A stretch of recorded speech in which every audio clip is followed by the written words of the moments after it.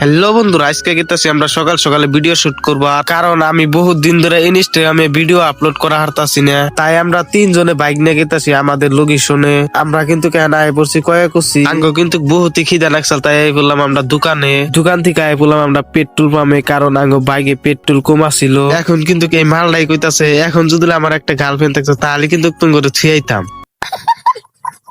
এখন গেতাছে আমাদের video shoot করার লোকেশনে। আরেকটা কথা গাইস, আজকে মনে হয় আমাদের কপাল খারাপ, কারণ রাস্তা দেখটা গিদি বুলাহান আমাদের সাথে কথা কইতে কইতে আই বললাম আমাদের লোকেশনে। এনে কিন্তু কার হাতাতে মালগোনা ফটো উড়ানে ব্যস্ত হইছে। এনে কিন্তু আমরা বহুতই ভিডিও বানাইছি, একটা শায়রি শুনুন কেমন হইছে।